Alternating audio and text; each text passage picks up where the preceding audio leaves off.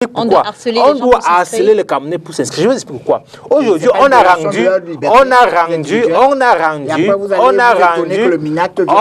rendu l'alcool si accessible qu'il existe des alcools qui coûtent 100 francs le sachet, là, parmi lesquels il y a un qui s'appelle même Tombeau. C'est-à-dire qu'aujourd'hui, vous avez des jeunes qui n'ont pas de revenus, qui n'ont pas d'espoir, mais qui ont de l'argent, soit pour boire de l'alcool en longueur de journée, soit pour se livrer aux paris sportifs.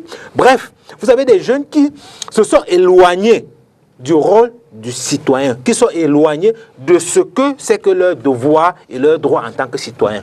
Et l'État a véritablement pris soin pour les écarter de tout ça. Même quand vous regardez dans les programmes scolaires, nous qui avons été à l'école primaire à notre époque, il y avait, il y avait les cours de civisme, les cours de morale, on vous apprenait comment être des citoyens à l'époque. Aujourd'hui, on ne sait pas ce que tout cela est devenu. Donc, le rôle des politiciens, des partis politiques, comme le disait le conseiller Obama, c'est d'éduquer la population.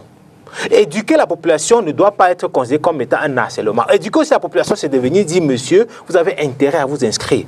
Parce que c'est en vous inscrivant que la route que vous attendez depuis longtemps peut trouver une solution. C'est en vous inscrivant que vos enfants qui sont encore en bas âge pourront avoir du travail demain.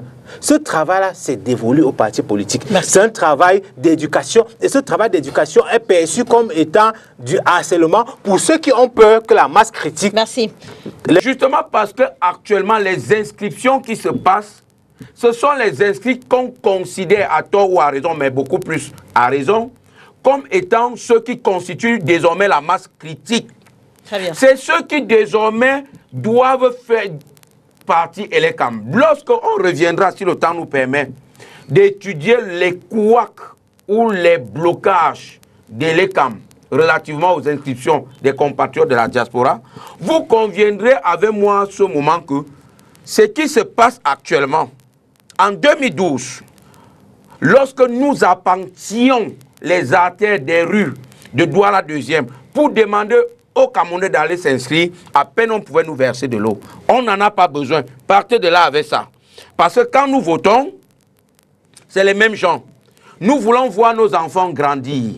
Sauf que ceux qui ont toujours l'habitude de dire nous voulons voir nos enfants grandir, ont vu que leurs enfants ont déjà aujourd'hui 43 ans. Donc ils ont grandi. Ils n'ont rien. Ils n'ont rien. Ils dorment dans les mêmes maisons qu'eux. Il n'y a pas d'eau, pas de lumière. Regarde comment Eneo nous torture. Pas d'eau, pas de lumière, pas de route. Par conséquent, après 43 ans, même l'enfant là doit désormais voter pour faire partie du régime.